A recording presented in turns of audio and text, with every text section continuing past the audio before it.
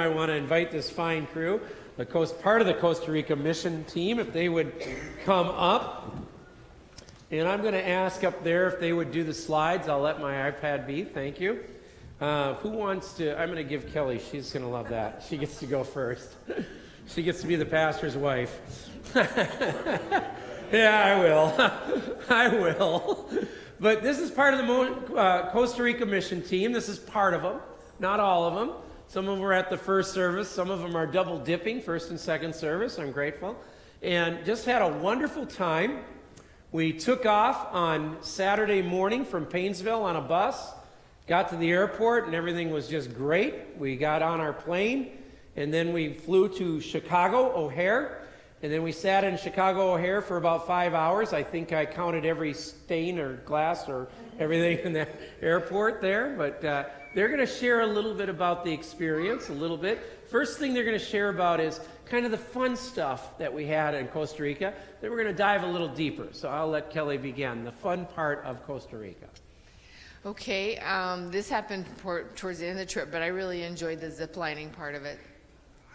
You want to say any more about that? I think you already have. Okay. Go ahead, Can I James. pull? I'm going to do the voice first. Okay. Okay. Okay. This is yours. What was your favorite part? Yeah. No, we do. Remember we were going to talk about this. Don't think so. Your favorite part? My favorite part was zip lining. Swim. Swimming? Swimming in the ocean? Okay, just checking. Zip lining. Oh,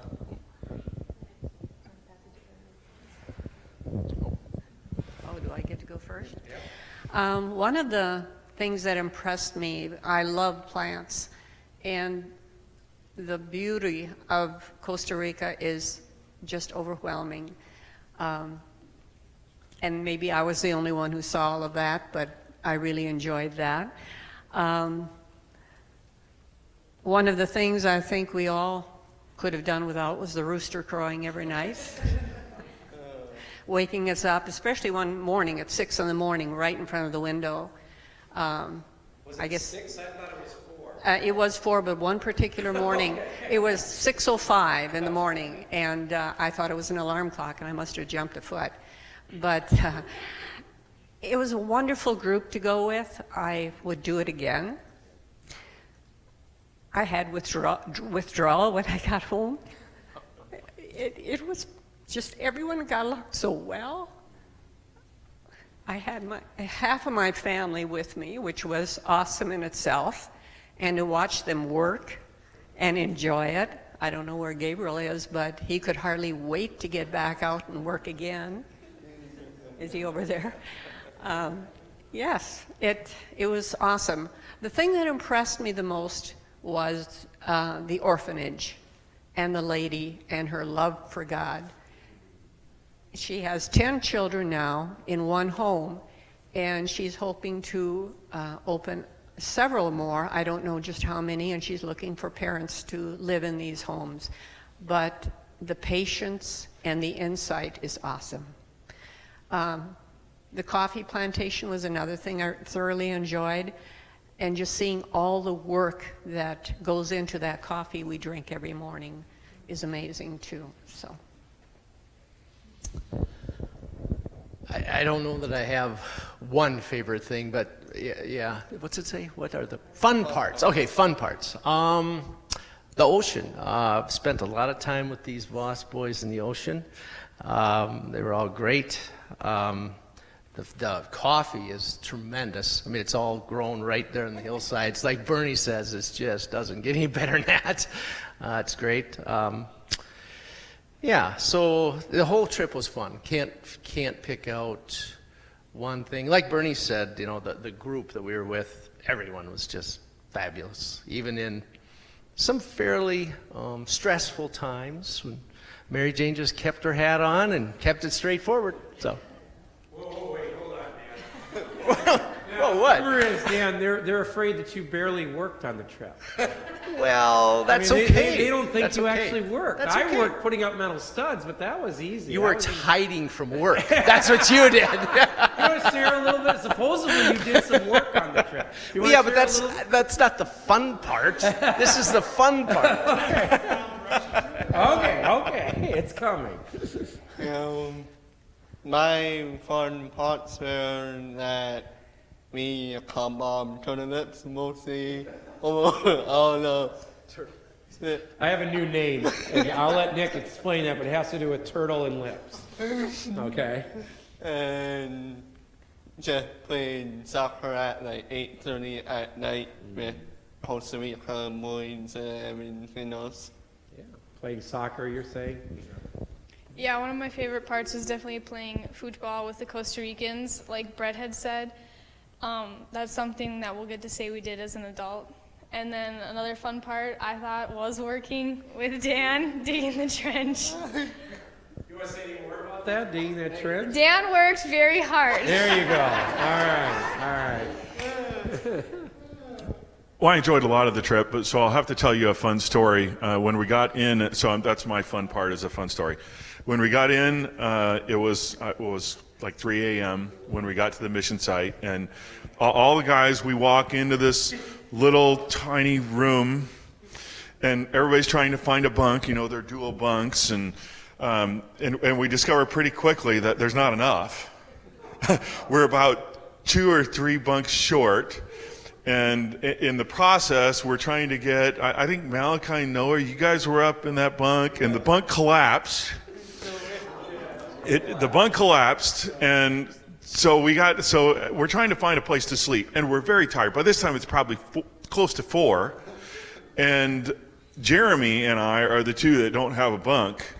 And so we go sleep out in the main area. Jeremy's on a couch, and I'm in a chair, and then they come in at about, I don't know, the cooks came in, it must have been 4 a.m. So I don't know, I got about 20 minutes of sleep that night. And then from then on, Jeremy and I went and slept in 2 other bunks in the other room with the other mission team. And about 3 consecutive nights, Jeremy would get in bed and these boards would fall on top of me because he was above me. So every night I had boards falling on me. And every morning, Pastor Bob would come find me and he would say, "Did a board fall on you last night?" And I was like, no, my prayer partner is not doing their job. They are not doing their job, because we all had prayer partners all week long. And so the next morning he would come in and he would say, "Did a board fall on your head?" And I was like, "Yeah, it did again. It's not my prayer partner is not doing my job." Well, lo and behold, at the end of the week, and this is the really funny part of the story, who do you think my prayer partner was? You got it. I felt so bad. I go, "Did you have any boards fall?" I was praying really hard. I was like, "No." And he go, "Yes, I did." And we're not supposed to say who our prayer partners is. And Jim's like, "Where's my prayer partner doing their job?" I'm like, "Lord, what do you want me to do?" For me, some of the fun part was just doing the La Paz waterfall. Some of the hiking was a little hard for me, but we made it through. And then also down at the ocean, when we were at the resort, we went to the national park, and the national park had a point that went around. And Allie and Sarah and I made it our goal. We were going to get to that point. And so we would walk on the ocean, we'd get inside the woods, and we'd walk for a little while, and we'd see some ants and lizards and spiders. And then we'd go back out on the ocean again, and then we'd walk back up on the trail again. And then we got one point where we were walking, and there's this log, and it's just full of snails attached to it. And Allie just took pictures of hundreds of snails. And Sarah found her palm tree to take her picture with by the ocean. So it was just a nice, peaceful walk, and it was on the last day. So it was just a nice way to end it. One of my favorite parts of the trip was, since I had been on this trip before, scouting it out for this group, was just the way people grew spiritually and as a team on this trip. And we did have prayer partners, and they were secret. They prayed for people all week long, and some more successfully than others. And then the last day, on our last devotion, because we would have devotions every night. And on the last day, we revealed who our prayer partners were. And I didn't know who people's prayer partners were. I just knew who I was praying for. And what amazed me and what was really fun was to see how perfectly matched everybody was. It was just a God thing that Kelly had my name and knew exactly what to pray for me.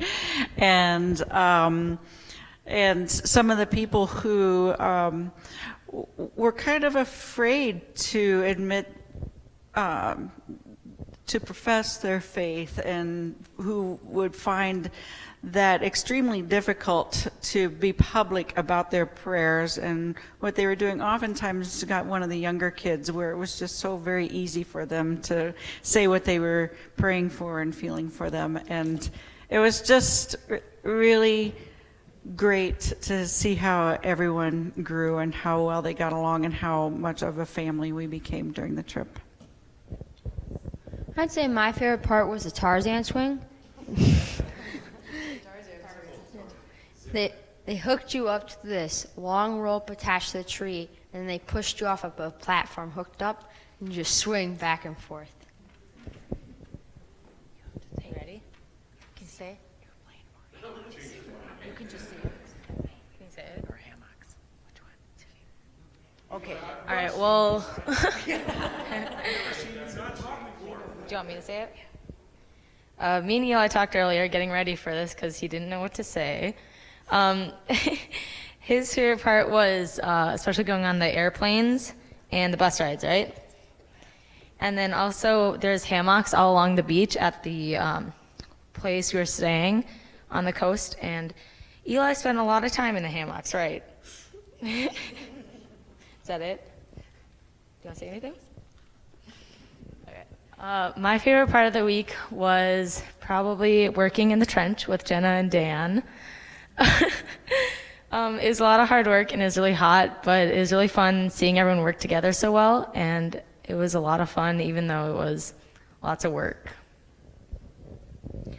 I have to say, again, like some other people have, this group was literally a big family, and we all got along, we all supported each other. It was everybody who needed to go.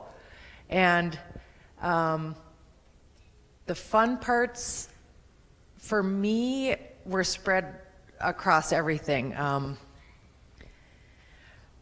At the work site, I have never seen such determined young people and older people working and still smiling. I mean, there were people out working in the pouring rain. By the last day, we were happy to see the rain come because it had been hot and it cooled us off. So we just kept working and everybody was happy. It was just so fun to see.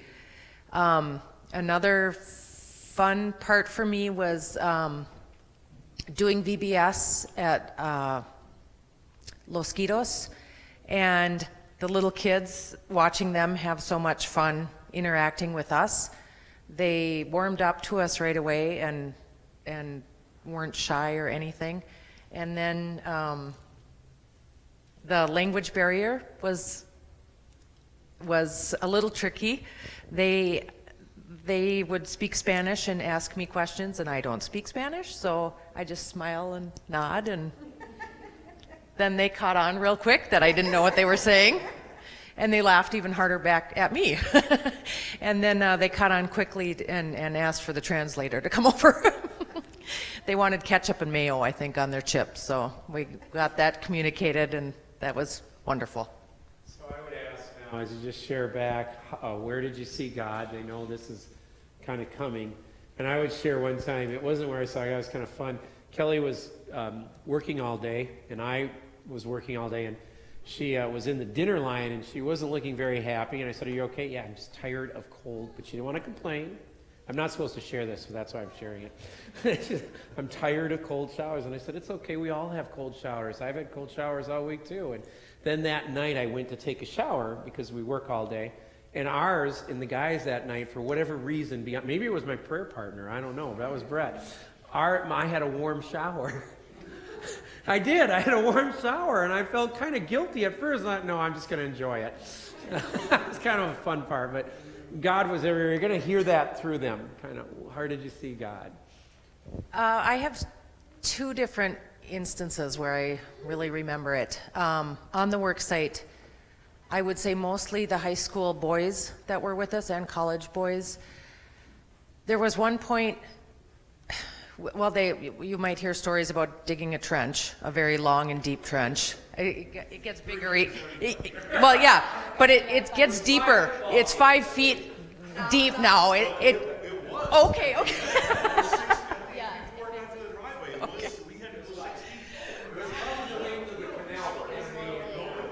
The canal, yes. Yeah, see, he would know, okay? I was just taking the pictures.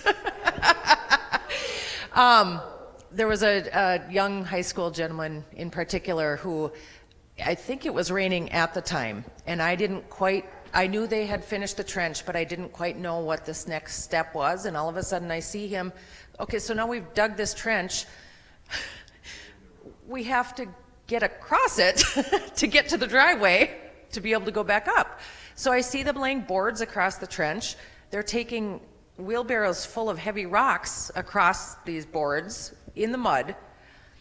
And one guy just stopped. He had his wheelbarrow of rocks, and he's kind of on this makeshift board going across the trench, and he was just drained. I just looked at him, and I'm like, I was thinking he was going to faint or what was going to happen. And I said, what are you doing? What is this next project? Well, we have to wheelbarrow rocks up the incline, up the steep driveway to add into this trench for drainage. I'm like, you've got to be kidding me. What? And he was just wiped. And I'm like, I've rested. I'm ready. You stay here. I'll take the wheelbarrow up the driveway and come back and bring it to you, empty. And he, paused and looked at me, and he's like, nope, I'm going to do it. And I about fainted in, just disbelief at how his commitment, and it was just amazing. And the other place I saw God easily was at the VBS for the children again.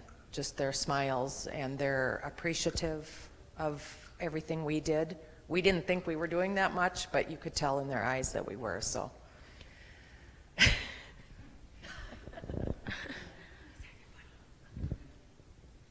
Okay, one place that I remember feeling God on the trip was for the prayer partners. I had Dan, and I remember praying lots for strength because I knew on the worksite he would be able to do lots of stuff and help a lot. So I remember praying mostly for that. And then once we got to the worksite, I decided to dig the trench with Dan. And for anyone who knows me, I'm not the type of person to dig or do manual work.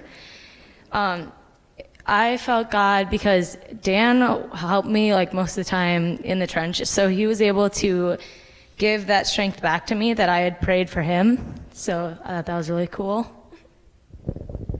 I saw God in everybody that was working super hard. When it was break time, they're like eating the watermelon fast and then getting right back to work. I thought that was really cool. I think I saw God in the airport. We were delayed a long time. We had a long layover in Chicago, and then we were delayed even longer. And I was expecting mutiny at one point. I was like, they're going to scalp me or something for even suggesting this trip. And, the grace that everyone just put on, they just cloaked themselves in grace and was like, this happens. We'll get through it. And there were parts of it that were fun. That was actually a great bonding time for us all because we had time to sit and talk, a lot of time to sit and talk and just get to know the people that we were with in a very different way than here at church. And so everything that came up, because our schedules were they were always changing, and I was always coming to Porch Talks, our devotion place at night, and saying, okay, here's the plan for tomorrow as of now. And everyone just went with it, and there was no anxiety about that, or if there was, they didn't show that to me and caused me to be anxious as well. And so I really saw God just in the attitudes, and you would be so proud of the way our church here represented Grace United Methodist Church there.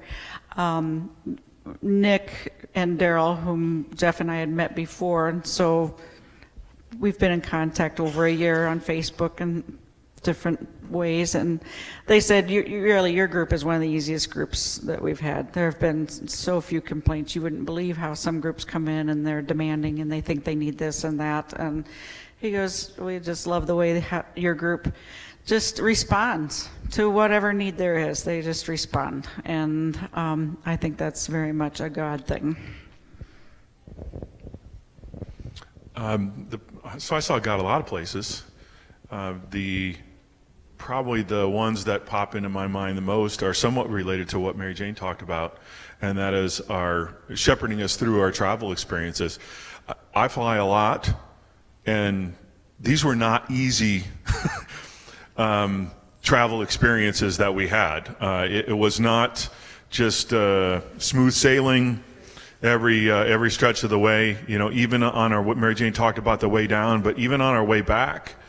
In Houston, we got into Houston, and somehow we were half an hour early getting into Houston, and had we not been a half an hour early, we probably wouldn't have made our second flight, because customs was crazy, and we have many people who have never been through customs, who have never traveled internationally, and just to get us all back and everybody make it through and everybody get on the flight, and literally they're 4/5 of the way through the boarding process when the last of us walk up for that flight to get back to Minneapolis. So we were definitely shepherded through the travel process. And then the other piece was on the travel on the way down, and I'm going to embarrass you a little bit here, Jenna, because this story has to do with you. But Jenna, I think it's fair to say, had a little bit of anxiety about flying for the first time, as well as some other people did. Jackie did as well. And I'm sitting next to Jenna on the plane, and I'd been praying for her that everything would go okay. We wouldn't have too bumpy of a flight the first time. And we get up just above the clouds. And for those of you that have flown, and the very first time you fly, and you come up through the clouds, and you get above the clouds, and it's blue sky, it really, I mean, you see God just in that. And Jenna kind of looks over at me and she goes, I'm loving this. That's a quote. I'm loving this. And it really was, that was a moment for me on the trip where I really saw God just touch someone. My experiences were with our leaders down there, Charlie Strong. On the last day, he talked to us about what his Strong missions were and how we got going. It would have been better if he did it at the beginning of the week, I think, then we all would have felt what we were really working for. But still hearing it at the end, it kind of gave us, oh, that's why we were doing this. And what it is that where we were staying at was a rental place, and the rent was up, or the owner wanted his land back, and they were able to find another site. So we were actually starting on building the new site, the dining room, meeting area, and temporary housing. And I'm not sure if we have any before and after pictures, but I know Nancy had taken some, and it's a really amazing how far we made it that week between us and the Fairfax, West Virginia group. So, and then also with Sherry at the orphanage. She started as a young person. I want to say she was in college. She said she had a dream that she had a hallway with children down it and knew that's what she needed to do. So as a young college student, she followed through. And she's probably now 40, 50, and still following through and taking care of these orphanages. So she's made that her life commitment, is to take care of these kids. I would have to agree with Diane. I really saw God working through this lady at the orphanage. I was really touched at her commitment to a cause that so there's so many children out there that need homes, that need to be accepted, and she was willing to do that just as they were, and that really touched me, because sometimes we love being around kids only on our terms, but she took them however they came, and that was just very it really touched my heart, and I saw God working through that. I saw God in someone who he didn't participate, like he wasn't from either of the groups who would come to Strong Missions. He was local. His name was Frank, but we called him Gato. That was his nickname. And he came to the work site. He dug the trench. He went to Los Quitos with the group and participated in everything that we were doing to help the community and everything.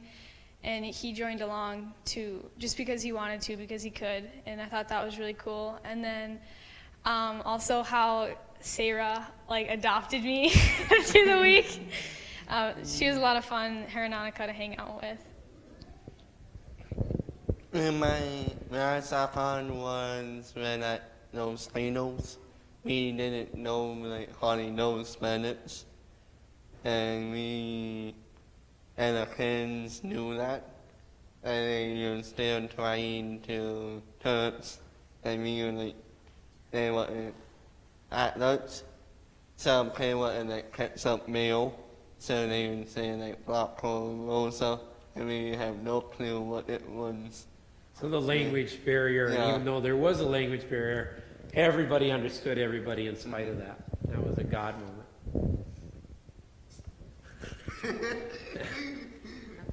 I think I jumped the gun and said it before. It was the orphanage. Back to me, I guess. Oh. No, there's so many places. Digging this ditch, and everybody talks about digging this ditch. It was crazy how these young people worked. I mean, the girls, these two girls, as well as the guys that we had with. I know those kids. I helped Mary Jane with youth on Wednesday nights, and I've actually hired them to pick rock, matter of fact, and I had to beat you. I didn't beat you, but I beat you. Oh, yeah, no problem. So, these guys are not the greatest. They didn't grow up on farms, so they really don't know how to work. But I tell you what, over there, well, work, Bob. It was amazing. I think they were just trying to beat each other. Is what they were trying to do. They were trying to outwork the next person, and that's nothing that any of us can do. They wanted to do that for a better reason. Jeff's talking about they were the first day. Jeff and we split up into teams, so we weren't all at the same place at the same time. And so Jeff's team dug 75 feet. They stepped it off the first day, so in the rain. Yeah, it rained every day. That's no big deal. And now you got to keep in mind 75 feet, but I only had 2 guys working. You had 8. You had 8 guys. 6 people It's from all. the other team who just stood around and watched us work. So really 3 of us. It's all about management, Jeff. It's a management. I had Jenna and Annika. Where did you see God now? Stay focused with me, folks. But it was great. So we set out the second day and said, well, we got to do 76 feet. No doubt about it. We had 75 feet done by melon break, right? Which was 10 o'clock in the morning. So we had some great workers, and it was awesome. Where I saw God, I think, is in the whole mission, Strong Missions. I mean, they're very organized. Charlie Strong is a great man of God and a great businessman to be able to put a mission together like this. Now we, as Diane said, we didn't even know, and a lot of you folks don't know what we did. We went from a old, dilapidated, rented mission site to building a brand new mission site. So he's got his ducks in a row, and they're not just handing out money. They're not just feeding people to say they're fed. He brings people out, tries to bring people out of their situation. And to me, sustainability, I guess sustainability, I think would be the word, not just a free handout. And to me, that's huge. He does it through the programs, through bringing people in. He holds karate classes. Part of this new mission is going to be a big gymnasium to get these kids to come and have fun, and then eventually introduce them to God. And to me, that's huge, to introduce people to get Christ. Charlie Strong is a Texas native. He went to school, his undergrad, his college degree is from Texas, and then he went to graduate school, seminary somewhere else. He got ordained in the United Methodist Conference, and there's 3 Methodist conferences in the state of Texas, so I cannot remember which conference he got ordained in. I think the Houston Conference. Deacon and then elder, and he was an appointed Methodist pastor in that conference. 13 or 15 years ago, he went to Costa Rica, he and his wife, and they never came back. And it was a lot of United Methodist churches go, but it's now a non-denominational ministry that he does. And he's really working, his heart is in Costa Rica, that's for sure. And one thing that Dan said that I want to share, we got some more here, but in just a second, I want to share. Dan, let's talk about this ditch. This ditch had to be done from the top of the hill all the way down. In my opinion, it was about 80 football fields. It was probably only about 2. But all the way down to this building that they're building to house people. And I noticed that everybody was getting competitive about digging the ditch, so I kind of stood back so I wouldn't have to. I was putting up studs. I was in stud central room. Anyway. But Dan made a comment one night at devotions. He said, in America, I mean, they dug this ditch by hand. These guys and gals dug this ditch by hand. All the way. There was no backhoe, nothing. And Dan made a comment. He said, you know, if we were at home and we had to dig a ditch like that, we would all put our money together and get a backhoe in and do it. And we would. I'm sorry, but we would do it. I totally agree with that. And he just made a comment how we just said, you know what, we're doing it. We're not going to complain. We're not going to go and get a ship to get a backhoe here, and we're just going to do it. And it was just an amazing thing to see all of these youth and these adults just dig in and dig this ditch and then fill it back up with rocks. The first day, Yeah. Nathan Schultz, Yep. myself, and Lucas was up there. And before that, Logan was there. Logan was there in the morning, and then Lucas in the afternoon. When we started that ditch, and he laid out what we needed to do, Yeah. I looked at that 75 feet at the end of the day, and I said, "Why? I think, you know, maybe another week of people Yeah. working like Yeah. this, and this ditch will be done. Yeah. You know, maybe another week." I never in my wildest imagination on that first day did I think that would be done. Yeah.